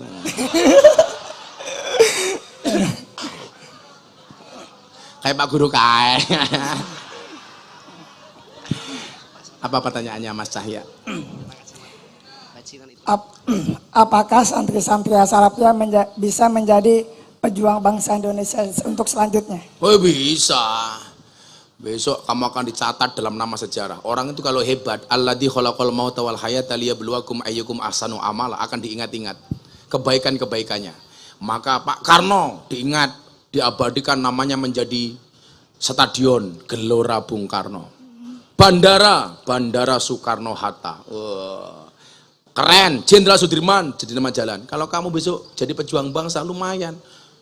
Nama toilet umpama. Aku bar ngising toilet Cahya kayak gitu. Yang pertama Mas Cahya, idza sadaqal azmu wa duhas sabil. Bahkan kalau bahasa saya bukan waduhas sabil tapi waduhas subul. Where there is will, there is way. There is. Di mana ada kemauan, di situ pasti ada jalan. Semua orang punya kesempatan yang sama. Falikuli syai'in maziyah. Semua orang punya kelebihan. Mungkin kamu punya kekurangan, umpamanya. Kamu jelek, umpamanya. Tapi kamu juga punya kelebihan, perut yang besar. Jadi kita nggak boleh insecure, nggak boleh underestimate, harus percaya diri. Di balik kekurangan pasti ada kelebihan. Setiap kelebihan pasti ada kembalian. Ya kalau ada kelebihan dikembalikan ya. Nah, maka kemudian apa? Harus optimis menatap masa depan. Kamu tahu bedanya orang optimis sama pesimis apa, Le? Orang optimis melihat peluang dalam masalah. Orang pesimis melihat masalah dalam peluang. Orang lain mengatakan PSK itu masalah, tapi bagi Gus Miftah itu peluang. Nah, bagi mereka juga peluang, cari gratisan. Nah, maka ingat, kamu rencanakan dengan baik. Di dalam kitab Hikam kemudian disebutkan mal farqu bainar roja wal umniyah. Apa perbedaan antara harapan dan angan-angan? Ar-roja ma qoronahu amalun. Yang namanya harapan itu adalah satu keinginan dan cita-cita yang disertai dengan ikhtiar amal dan perbuatan. Itu namanya ar-roja. Tapi kalau kamu punya keinginan, punya cita-cita tidak disertai dengan ikhtiar, itu namanya angan-angan. Kamu cita-cita pengen jadi kiai, tapi sekolah nggak pernah masuk, belajar nggak serius, sama guru nggak hormat, tiap hari pekerjaannya tidur. Begitu bangun tidur bikin status WA, akan indah pada waktunya. Ndang tangio turumu miring, ilermu mambu. Kamu rencanakan, kamu eksekusi semua rencanamu, insya Allah kamu akan jadi orang besar. Dari as-salafiyah. Besok satu saat akan pengajian di sini. Mau itu hasanah dalam rangka Maulid Nabi akan disampaikan oleh Sahibul Maksiyah Ahmad Cahya Mubina Abdul Butun watangnya gede. Ya Mbak E sekarang Mbak E sebelah sana. Mbak E. Bismillahirrahmanirrahim. Assalamualaikum warahmatullahi wabarakatuh. Assalamualaikum warahmatullahi wabarakatuh. Mbak siapa namanya? Saya Ayu Nur Thoriqoh dari Darul Hashimi Subang. Oh, Ayu Thoriqoh. Iya. Keren sekali. Ayu Thoriqoh. Dari pakai Thoriqoh. Kamu aslinya mana? Saya asli Tambak Dahan, Gus. Hah? Asli Tambak Dahan Subang. Oh, Subang. Subang. Kelas berapa Mbak Ayu? Panggilnya Ayu, Torek, apa Koh? Mbak Ayu saja. Oh Mbak Ayu saja. Kamu kelas berapa? Alhamdulillah semester 6. Oh semester 6 kuliah. Nggih, Gus. Oh jurusan apa Nduk? Alhamdulillah pendidikan agama Islam. Oh kamu calon guru? Insyaallah. Besok santri putra kalau cari istri guru. Karena kalau kamu punya istri guru, kalau kamu punya istri dokter repot, masuk kamar, cuci kaki dulu. Repot. Kalau kamu punya istri guru kayak Mbak Ayu, masuk kamar, kamu langsung ditanya, Papa, masih ingat pelajaran kemarin? Iya. Kamu jawab, lupa Mama. Nah, Bu Ayu langsung bilang, ayo Papa ulangi lagi. Kayak gitu. Tenan. Besok berarti gelar kamu apa, Nduk? SPD? Apa SPDI?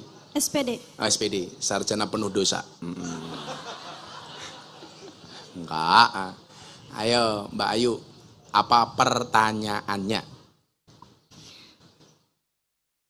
Pas hari kemarin, saya men-scroll TikTok. Ada yang mengatakan bahwa roh kita itu harus merdeka.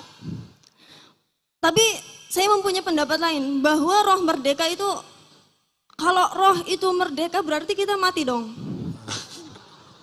Iya. Nah, jadi saya mencetuskan pikiran-pikiran saya yang lain.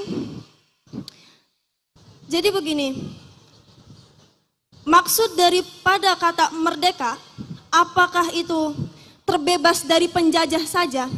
Jika kita memaknai kata merdeka bebas dari penjajah saja, saya percaya bahwa generasi-generasi Islam kita ini sedang dijajah, tetapi tidak secara fisik, tetapi secara pemikiran dan secara idola. Itu akan menjadi penjajahan tanpa harus bersenjata. Senjata yang paling ampuh itulah HP. Nah, jadi pertanyaan saya begini, Gus. Apa sayang?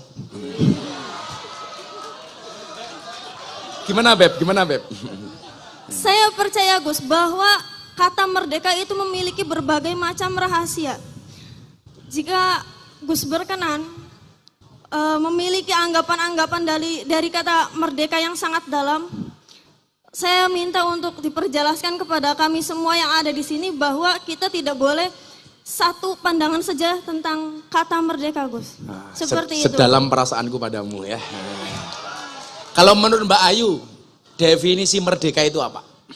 Merdeka itu yang terbebas dari segala yang menghalangi. Contohnya?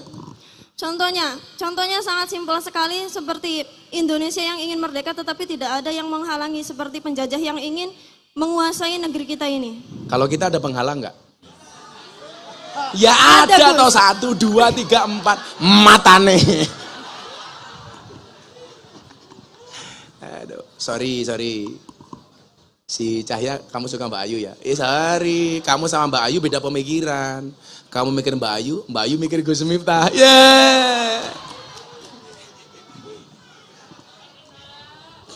Tenan.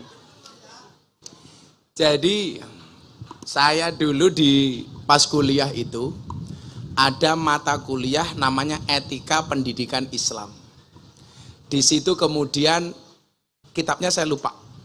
Itu ada babakan pembahasan, judulnya adalah At-Tarbiyatul Khurriyah. Itu artinya apa? Itu kan senada dengan tulisan Paul Freire. Apa? Pendidikan pembebasan, pendidikan kemerdekaan lah. Anak-anak PMI itu kan bacanya ngeri Pak.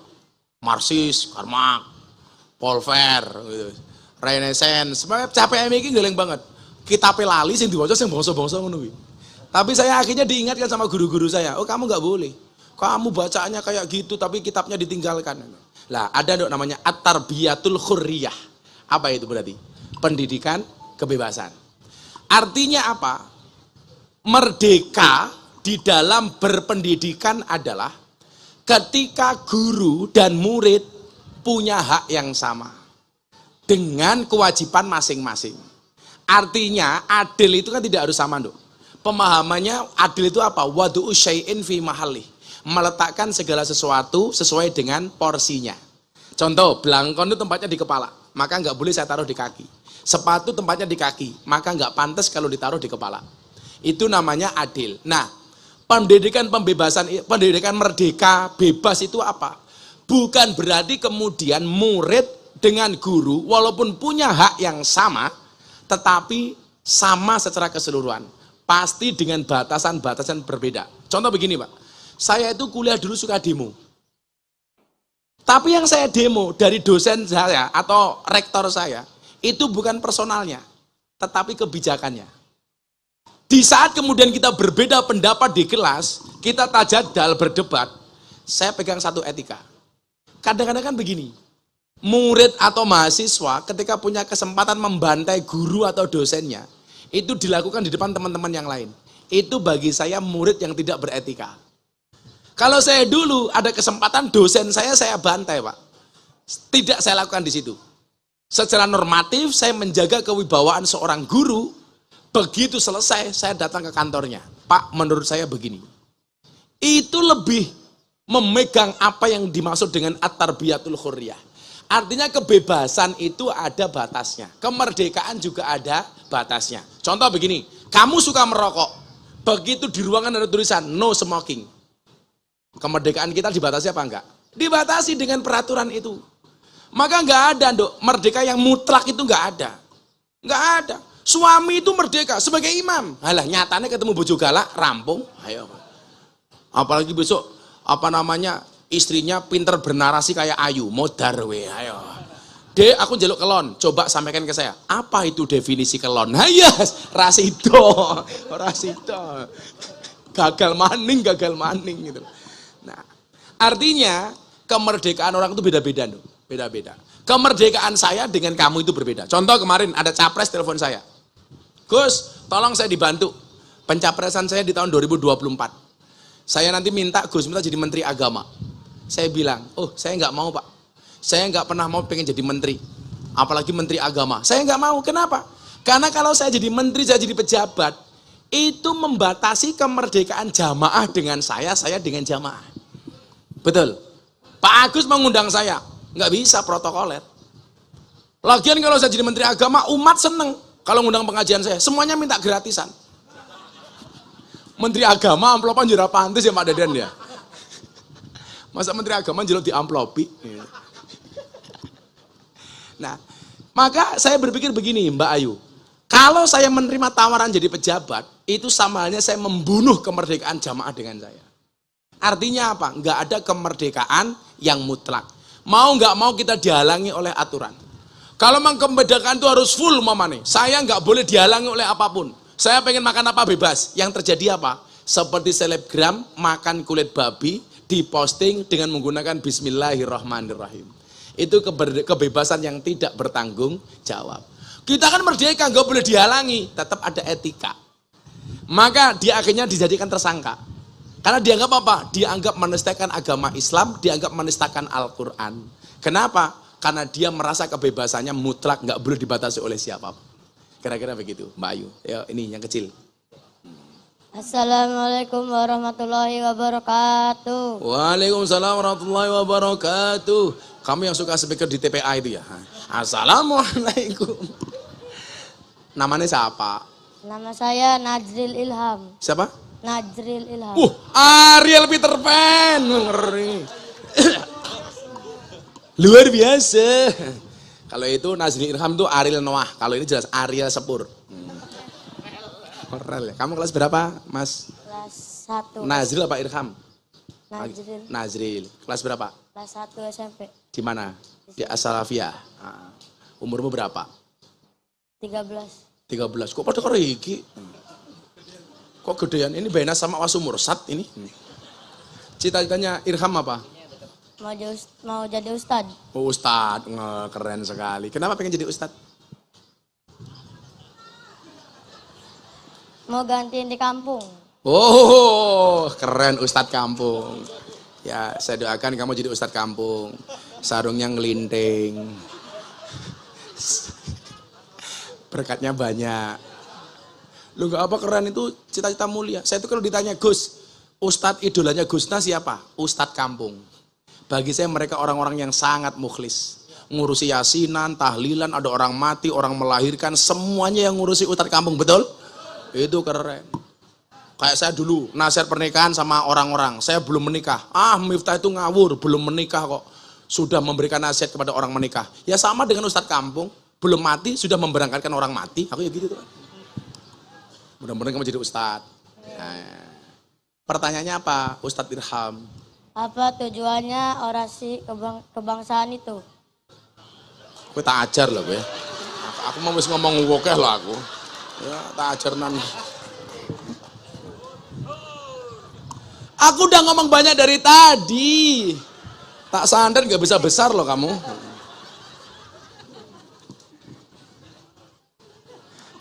Keting aku. Ini kayak kemarin Ramadan, ada orang tanya saya, Gus, apa hukumnya di siang hari bulan Ramadan, kumur-kumur dengan kuah bakso? Akhirnya saya jawab, hendaknya di bulan Ramadan di siang hari tidak kumur-kumur dengan sesuatu yang memiliki rasa, apalagi rasa ingin memiliki. Iya. Menurut kamu kira-kira tujuannya apa, Nak? Yaudah, saya mau ngetes kamu soal pemahaman pahlawan. Pahlawan nasional yang paling rajin masuk masjid, namanya siapa? Kamu jawab ya terserah, siapa? Kamu sebut nama pahlawan, siapa? Pahlawan nasional yang paling rajin masuk masjid. Namanya Patimura, gambar uang 1000. Patimura. Masuk kotak infak kan? Pahlawan nasional yang paling jarang masuk masjid siapa? Bung Karno, gambar 1.000.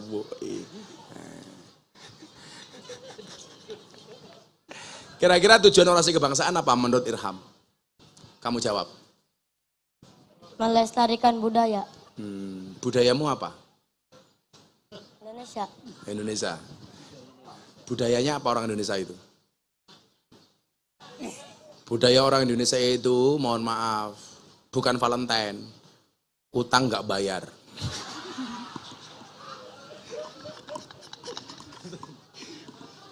Orang bilang, Valentine itu bukan budaya bangsa Indonesia.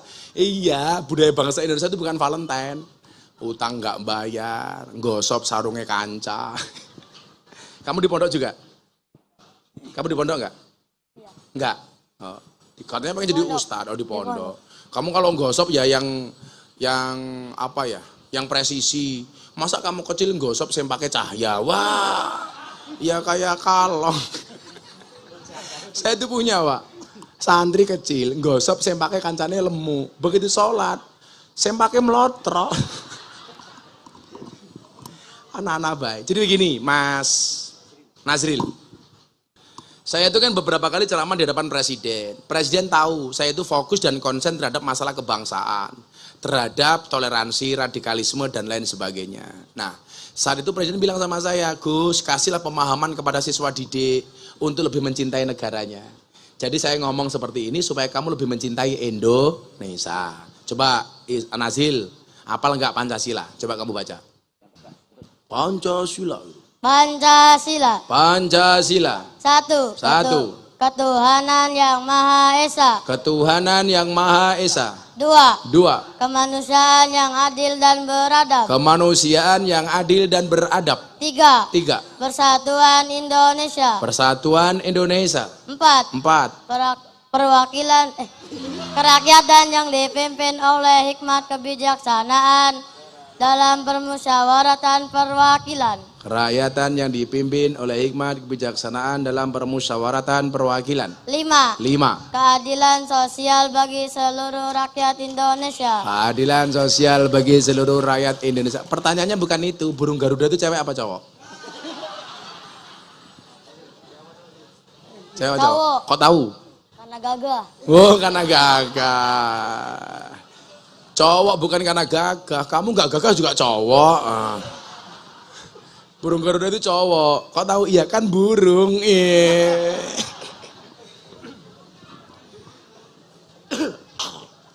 Sehingga dengan pemahaman seperti ini, Mas Nazril, kamu masih terus bisa mengingat Pancasilamu, undang-undang dasarmu. Kamu masih menghormati siapa pemimpinmu. Itulah tujuan kenapa diadakan orasi kebangsaan. Tepuk tangan untuk Nazril. Nah, ya, selanjutnya pertanyaan dari calon istrinya Nazril.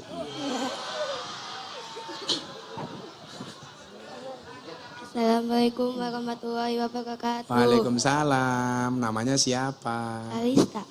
Siapa? Kalista. Aisyah. Oh, Kalista. Kalista. Kawista. Kalista.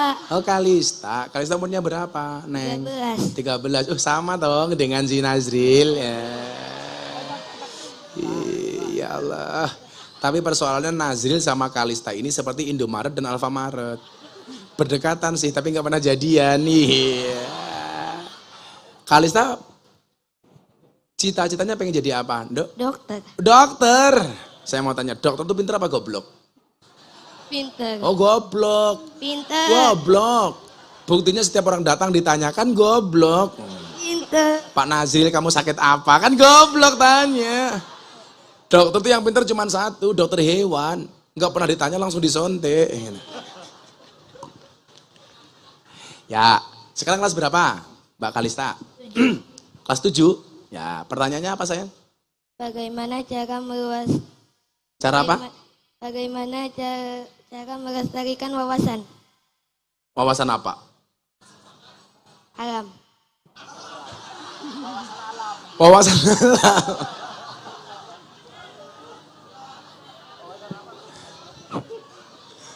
wawasan kebangsaan mungkin. Wawasan.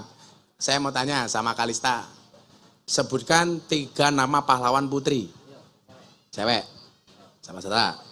Lucinta Luna. Siapa, Nduk? Setahu kamu siapa? Nama pahlawan putri 3. 1. Siapa? Siapa? Nama pahlawan. Kartini. Anak-anak band suruh kesini, anak-anak band suruh naik panggung. Kartini. Kartini. 2. Kartono. Siapa?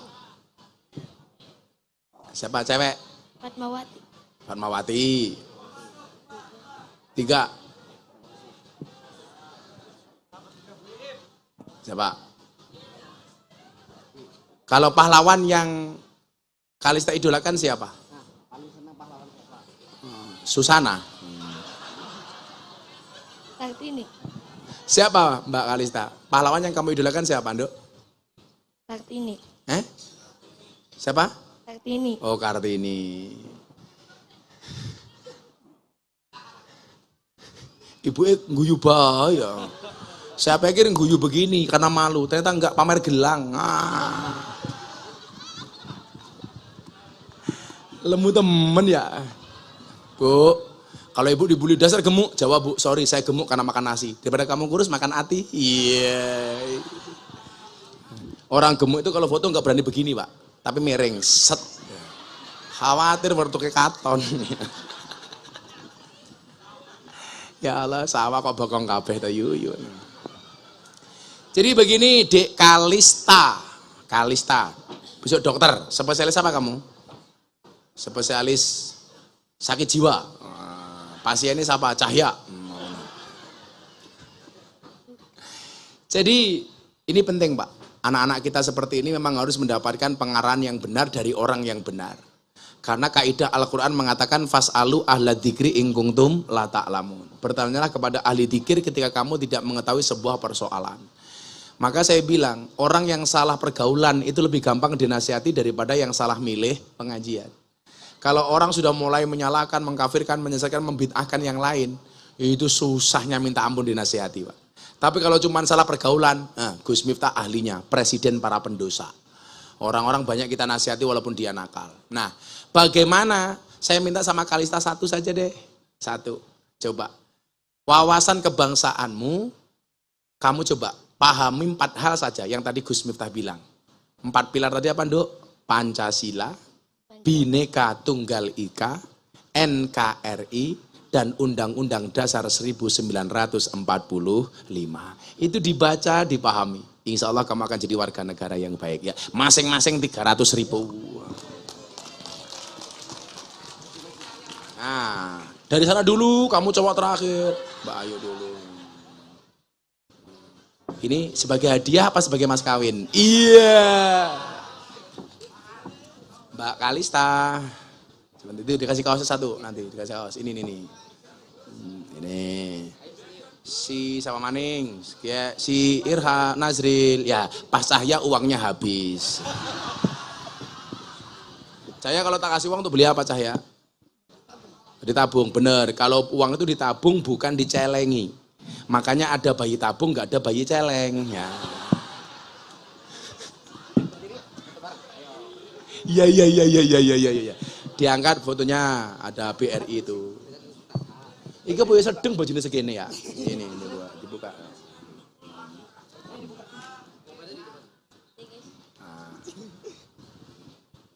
Tuh tukang fotonya. Ya, ini kaos persembahan dari Bank Rakyat Indonesia. Tepuk tangan. Makasih ya Mbak. Sana minggat. Oh salam dulu. Boleh salam. Nah. Apa Mbak Ayu? Ih Kalista. Kalista kayak penyanyi itu ya. Bibir berem-berem, jair ayam. Ya. Sekarang saya minta dua, ibu sama bapak. Itu ibunya mana yuk? Kamu tunjuk ya. Itu Bu, ayo Bu, maju Bu. Bapak-bapaknya? Gede nih ya Allah. Bapak-bapaknya lagi, bapak-bapak. Bapaknya satu. Enggak Pak, ini Pak. Itu. Iya, catatan. Inilah pasangan serasi abad sebelum Masehi. Ini yuk, mic-nya mana yuk? Kasih ibunya yuk. Bu, namanya siapa Ibu? Ibu Nok. Nok? Iya. Nok siapa? Ibu Nok Nurjana. Nok Nurjana. Nok itu artinya apa Bu? Ya, Neng lah. Oh, tak. Nok. Nok. Tak pikir ndok. Udah nikah Bu? Sudah Janda toh? Iya. Oh iya. Kok kamu malu-malu? Janda ternyata dia. Ini namanya janda herang. Umurnya berapa Bu? 38. Baru 38 masih adik saya 41 Bu. Kok remu tua banget ya? Pekerjaannya apa Bu Nok? Pekerjaannya itu. Menggoda suami orang? Iya, enggak. Bukan. Apa? Guru honor. Oh, guru honorer. Okay. Apa pertanyaannya Bu Nok? Ya. Pertanyaannya apa? Pertanyaannya. Berarti guru honor itu makmur ya? Buktinya gede seperti ini kan? Luar biasa ini. Sebenarnya nggak ada istilah gemuk sih, Pak Gus. Karena ada teori 100 kg di bumi itu sama dengan 30 kg di Mars. Itu artinya Bu Nok nggak gemuk, hanya salah planet. Berarti harus tinggal di Mars. Nah, di Mars. Besok kamu ngajar di Mars saja. Pulang jadi alien kamu. Aduh. Apa Bu Nok? Pertanyaannya Gus, kenapa anak-anak lebih suka TikTok daripada gurunya? Berarti kamu kalah menarik daripada TikTok. Iya, benar. Lah iya bener ngaku. Ya. Jadi apa ya, bagaimana caranya lah supaya itu. Ibu nanti cari skripsi saya dari Unisula. Saya kemarin ada metodologi pembelajaran Gus Miftah. Nah, saya melahirkan metodologi namanya Al-Mizah Al-Miftahiyah. Jadi pendidikan berbasis fun learning. Bagaimana kemudian kita transfer value, transfer nilai, transfer ilmu itu dengan cara yang happy dan menyenangkan. Buktinya apa Mbak Nok? Jangankan orang Islam, saya itu banyak orang masuk Islam melalui Gus Miftah karena dianggap metodenya itu fun learning. Hari ini lebih dari 300 orang yang masuk Islam melalui Gus Miftah. Rata-rata mereka mengatakan apa? Karena gaya Islamnya Gus Miftah itu asik. Makanya gerakan saya namanya apa? Gerakan moderasi, berbangsa dan beragama yang happy dan menyenangkan. Di situ nanti ada metodologinya. Metodologi dengan nyanyi, sholawatan, metodologi dengan cerita, metodologi dengan guyon. Makanya mohon maaf, sekarang cewek humoris itu lebih cowok humoris lebih diminati daripada cowok romantis. Nah, lebih baik humoris berakhir romantis daripada romantis berakhir tragis. Iya, kayak nasib pernikahanmu. Iya. Iya. Sakit. Ih, sakit. Sakit kok lemu yo. Kan sakit biasanya Kan kuru. take it easy, Gus. Jangan dipikirin. Oh, jangan dipikirin. Gitu. Ya, easy going aja. Easy going. Iya. Wah, ngeri sekali guru honorer kita ini. Jadi, bagaimana pendidikan itu kita kemas yang menyenangkan, Bu? Nggak usah ibu deh, guru. Anak itu mohon maaf, di rumah ngobrol sama orang tuanya 30 menit nggak betah. Tapi kalau nongkrong di warung kopi, 4-6 jam betah. Gus, kalau di warung kopi boleh main HP, di rumah nggak boleh. Siapa bilang? Di rumah juga main HP, bapak ibunya juga main HP. Kadang-kadang di kamar bapak sama ibunya pegang HP sendiri-sendiri. Bapaknya chatting sama siapa, ibunya chatting sama siapa. Iya. Ya kan? Itulah awal terjadinya perceraian. Si takdir, Gus, Oh, takdir. takdir. Iya, kan untuk Allah tuh apa ya? Semoga minta doanya diganti dengan yang lebih baik. Dan gantinya di sini. Iya. Amin, amin. Amin. Ojo. Amin. Ono sing nyawa. Sama kamu. Ya Allah, amin. Oke, mohon doanya, Gus. Temenan. Ternyata dia dapat lagunya Padi, Cinta Tak Sampai.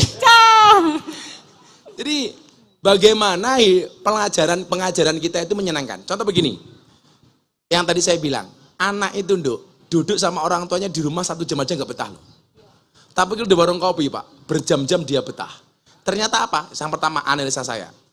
Anak di rumah itu selalu saja menjadi objek pendengar, bukan orang yang ngomong. Anak itu sekali-kali butuh didengarkan, tidak hanya dinasehati. Makanya kalau di kafe itu mereka nyaman, kenapa? Karena bisa mencurahkan isi hatinya. Kemudian yang kedua kadang-kadang apa jelek kita itu? Memberikan nasihat dari anak kita kecil sampai besar, itu nasihatnya sama dan diulang-ulang terus. Umpama anak boleh ngomong, pasti dia teriak, wes tahu. Gitu. Tapi karena anak menghormati orang tua, dia tidak melakukan itu. Makanya yang perlu di-upgrade itu tidak hanya ilmunya anak, tapi juga ilmunya orang tua. Kemudian apa?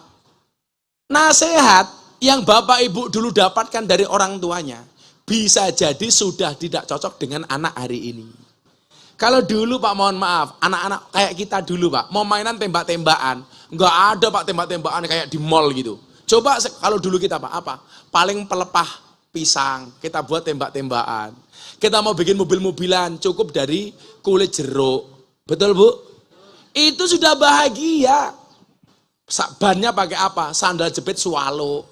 Itu sudah seneng. Artinya apa? Zamannya sudah berubah. Kadang-kadang nasihat yang diberikan kepada anak sama saja. Makanya anak berontak. Artinya apa? Dibutuhkan banyak variasi untuk melahirkan pendidikan yang asik sehingga kita tidak kalah dengan TikTok. Mbak Nok juga goyang pargo ya, jajal. Iya. Ya ora pantes bokongnya gede ya. Ya kamu calon suaminya Mbak Nok. Iya. Ya Allah, satukanlah keduanya sebagaimana Engkau satukan Romeo dan Juliet ya Allah. Iya. Amin lagi kamu ini. Amin. Mas siapa namanya?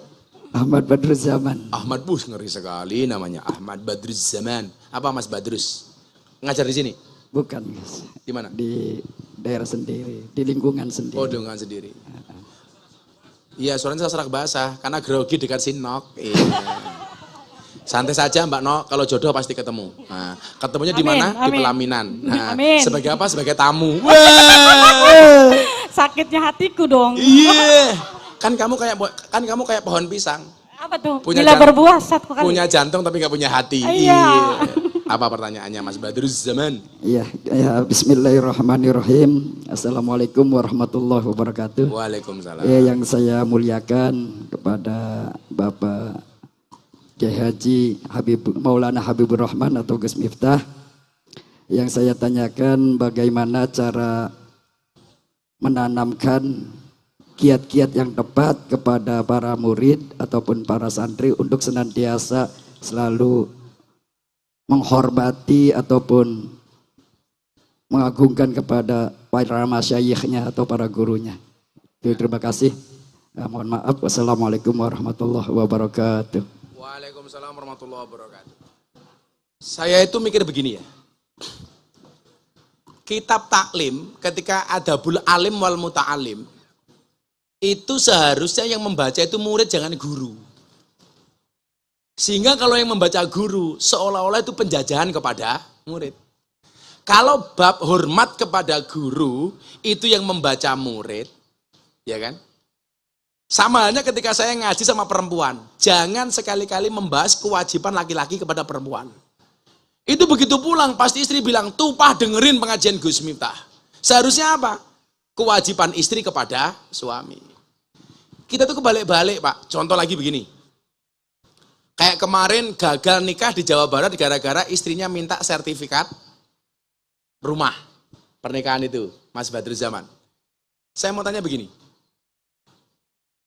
Hadis yang bunyinya, perempuan yang paling baik itu adalah yang paling murah mas kawinnya. Itu seharusnya yang membaca laki-laki apa perempuan? Perempuan, supaya tidak terlalu banyak menuntut kepada laki-laki. Tapi sebaliknya, kalau hadis yang bunyinya, Nabi Muhammad menikah dengan Siti Khadijah, mas kawinnya 20 ekor unta. Itu yang membaca laki-laki apa perempuan? Laki-laki, supaya lebih bertanggung jawab kepada istri. Maka saya bilang, istri yang baik itu istri yang siap diajak menderita oleh suaminya, tapi suami yang baik tidak akan pernah mengajak istrinya menderita.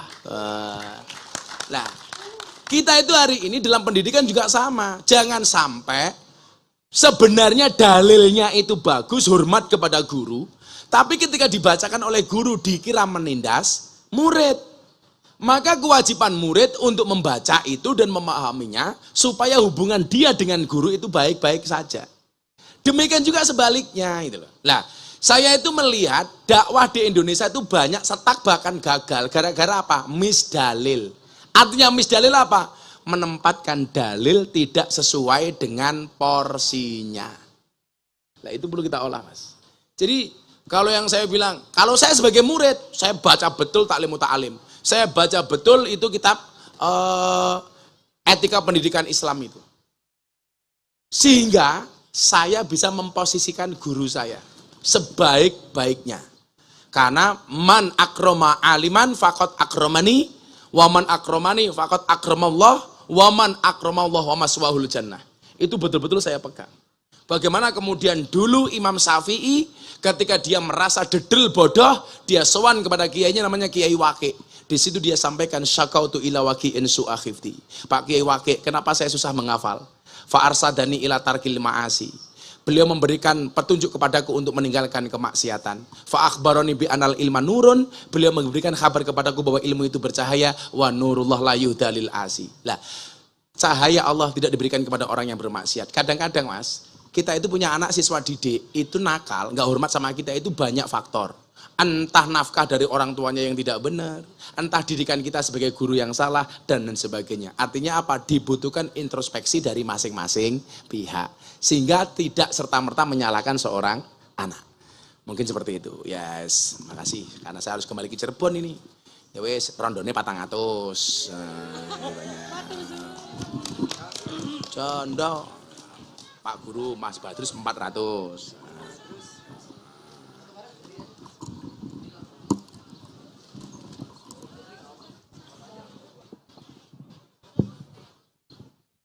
Uangnya ditujuin. Nah. Oke, sip. Ya. Ya. Terima kasih. Atas nih. Makasih, Nok. Mudah-mudahan kamu pulang hamil lagi. Dengan suami yang sah. Masa dengan Pak Agus? Hanya Bapak Ibu, saya janjian sama orang di Cirebon jam 6, malam ngaji di Cirebon.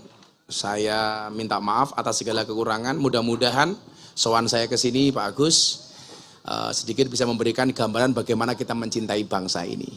Amin Allahumma amin. Terima kasih. Assalamualaikum warahmatullahi wabarakatuh.